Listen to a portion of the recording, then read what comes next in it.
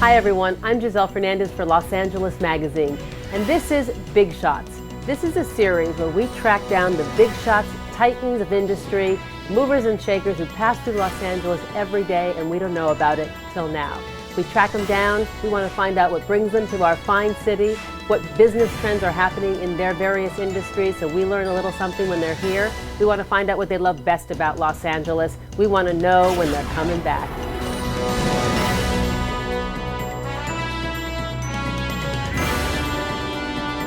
Hello everyone, I'm Giselle Fernandez and this is for LA Magazine, and this is our series Big Shots. And today we have one of the big shots of all time. He is the co-managing partner and founder of the CARLYLE Group, the largest private equity fund in the world, managing over $150-something billion in assets, 200 companies. He is considered by most the private equity guru. He is also what he calls a patriotic philanthropist, and he is the best example I know of the American dream and an inspiration to so many. Mr. David Rubenstein, thank you for joining us today. My pleasure and honor to be here, Giselle. Well, I know there were many news outlets who wanted you, and you chose Los Angeles Magazine. So for that, we're truly grateful. Well, I'm pleased to do it. What big headlines do you come for the economy this time? To be honest, the economy is not doing as well as we might like. The U.S. economy is struggling to get back to a 4% growth rate. If you flew in from Mars today and you looked at our balance sheet, $16.5 trillion of debt, $60 trillion of unfunded liabilities, annual deficit of $1 trillion, you might go back to Mars pretty quickly. But the truth is, right now, we are making some progress on the debt. We are making some progress on the deficit. However, we don't have a budget deal in Washington. There's no grand bargain. And the Republicans and the president do not seem to get along. So there are some good signs, but not as many good signs as I would like. How do we break that deadlock so the economy actually gets stimulated? If I knew the answer to that, I would get the Nobel Prize for Economics. I don't think that we're going to see a grand bargain in Washington. However, the American people, I think, have concluded that what goes on in Washington is a little bit of a sideshow now and maybe a kabuki theater, and they're going to do things outside of Washington. They're not going to depend on Washington to solve their problems. So they're going to do things by making investments in this country, and foreigners are going to begin making investments in this country to a greater extent than before because it's a very attractive place to invest, and they're not going to depend on Washington to solve their problems. Okay, let's talk about that. Growth trends. What are the sectors that you see that you're most bullish on right now? Number one, energy revolution is going on, and that's very good for the economy. Number two, housing prices are firming up and home building is occurring again. And three, manufacturing is increasing at twice the rate in this country as the economy itself. So that's good that manufacturing is coming back to the United States. Energy? Well, energy is, I think, the single greatest sector in which to invest in the United States. We are going through an energy revolution, the likes of which we haven't seen before. And in the next couple of years, we will be completely energy independent. We won't be dependent on foreign sources of oil or gas. And as a result of that, I think it's stimulating the U.S. economy, not just because of exploration and production, but facilities for transportation, for storage, for other kinds of things related to the necessary infrastructure of energy. So that's a great area, and we are a heavy investor in that area. A second area is healthcare. When I worked in the White House in the late 1970s, healthcare was 3% of the GDP of the United States. It's now about 18%, 6 times as great. So healthcare is also a very attractive area in which to invest. There's been a lot made of your big miss, or CARLYLE's big miss, with Facebook, and you haven't been traditionally known to be in the social media space. But you kind of move with the times. Do you see yourself now entering that space, and if so, in what way?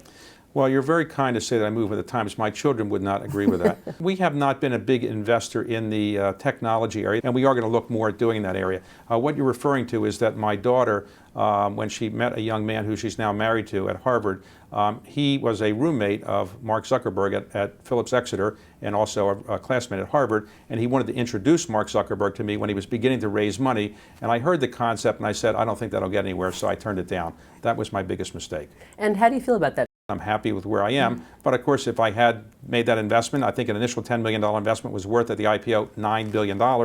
I'd have $9 billion more to give away. But again, I miss a lot of trends. Amazon we saw early on and we weren't sure that was going to make it. There are many things we make mistakes on, and we'll probably make a lot more mistakes in the future. But you were one of the first to say we don't have to only have one fund in private equity, you can have many. So for maybe some of the misses, that was a huge pioneering move forward, and you've just gone public. We're quite happy. Our stock price is up about 50% from the IPO. We had a very healthy dividend, and I'm quite happy with where we are. So you're allowing everyday investors to have a piece of CARLYLE. What I think is important is the high returns of private equity should be available to everybody. So increasingly we want to democratize private equity and make it available to everybody so that everybody can get the benefits of high returns that private equity historically gets. How do you look at the disparity between rich and poor in this country? We are getting an income gap that's increasing. The wealthy are getting wealthier and the poor are getting poorer.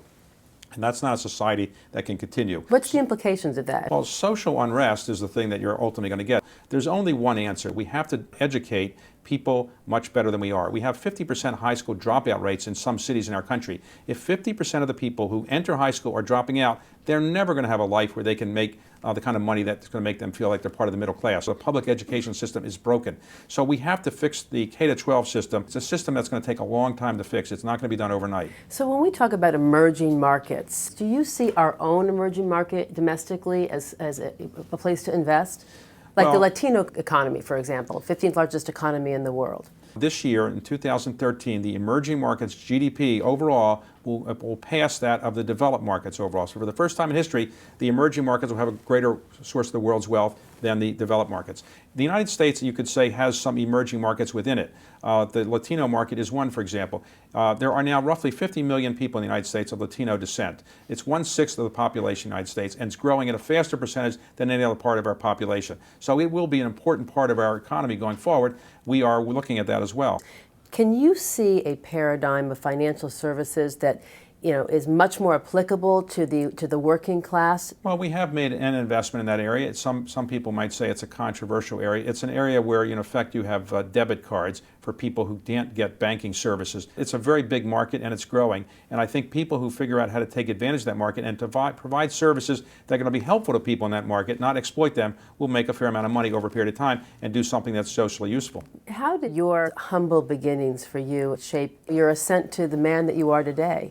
Well, I felt that if I was going to get anywhere, I couldn't depend on my parents. My parents had no money, and I couldn't get anywhere if I was just going to rely on somebody to do me a favor. So I recognized I had to develop certain skills and work hard, and got lucky. And luck is a major thing in life. Very few people who have made a lot of money have done it only by hard work and brilliance. It's a lot of luck. You're there at the right time, and I happened to get very lucky in what I did. If you had to pinpoint one virtue that you have that you contribute to your success, would it be laser focus? Would it be propensity for research? Would it be, a photographic mind? It's having people interview me who I like to interview me. That's my skill. I love to be interviewed by people I really respect, and so I have that very good skill. I've seen you interview some of the biggest minds in the world. Is this your next chapter when you retire at the Pope's age? Are you going to go for a Tom Brokaw job? Well, you're referring to the fact that I've announced that I will retire at the same age the Pope retired, 85, and so I've got a few years to go. What you're also referring to is that I'm the president of the Economic Club of Washington, and I realized that most business people would come to speak there are boring people, and boring speakers, I should say. So I decided I would interview them. And in interviewing them, I decided that I would try to bring out the lighter side of them. So try to make them feel relaxed, not try to embarrass them in some way, and try to talk about their lives and how they got where they are. And it usually works out well. But no, I'm not going to make a career out of that because private equity pays a lot more than interviewing. Are you interested in ventures in entertainment and media, anything here in Hollywood? As a general rule, people who don't live in Hollywood, who invest in Hollywood, don't walk away with a lot of money. I don't really aspire to be a great investor in this area, and I don't want to lose my shirt because I probably would if I invested in this area. All right, I do want to get into you being a member of the Giving Pledge and your patriotic philanthropy. And the Giving Pledge is you're going to give away in your lifetime or upon your death 50%. You can give away more, and I probably will give away much more than that, but 50% is the more or less requirement. And I wanted to do it because I felt I owed a lot to the country. I came from very modest means. I'm also Jewish. It's a very small percentage of the U.S. population of people who are Jewish, and in very few countries could somebody of my religious background probably rise up and get to where I did get financially. And so I really thank the country for doing this and want to give back to the country. Now, there are many ways you can give back, and I do give to colleges and universities and libraries and other things, but one of the things I'd like to focus on is giving back to the country specifically.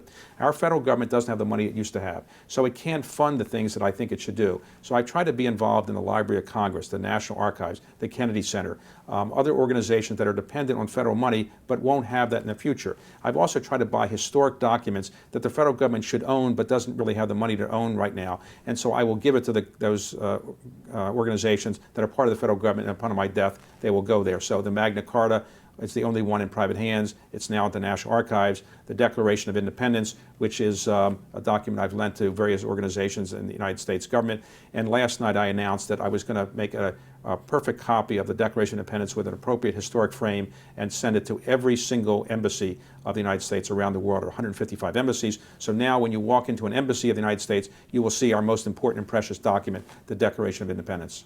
You know the Declaration of Independence and a lot of the quotations from these esteemed documents. Which is your favorite and why? The most important sentence and most famous sentence in the English language was a sentence written by a 33-year-old man named Thomas Jefferson. He was given 17 days to write the Declaration of Independence, but like most people, he waited to the end. So he had 4 days to go. He sat down and started writing this document. And he began a preamble that said, "We hold these truths to be self-evident, that all men are created equal, that they're endowed by their Creator with certain unalienable rights, that among these are life, liberty, and the pursuit of happiness." Those principles, that there's equal opportunity, everybody should be treated equal, and life, liberty, and the pursuit of happiness, is really the foundation of our country. It's the inspiration for the Bill of Rights, the inspiration for the Constitution, the inspiration for so many things that we've done in our country, and the inspiration for someone like me to realize that those principles enable me to get where I have gotten. If there's one last thing on your bucket list, what's that #1 goal you'd like? You know, I'd like to be able to think that I actually had an impact in having other people do something that they wouldn't otherwise do. So I'm not going to have the resource of Bill Gates or Carlos Slim, who you've interviewed, but I do have the ability to maybe inspire some people to do things by giving back to the country. So I'd like to perpetuate the idea of patriotic philanthropy. The people should give back to the country that has made it so wonderful for them to be able to have the resources to give back, and hopefully they'll do more helping our country and our country's government than maybe they have done before. I consider it a real privilege to know you and an honor to interview you. Thank you so much for being with us today. The pleasure is all mine. Thank you. Thank you.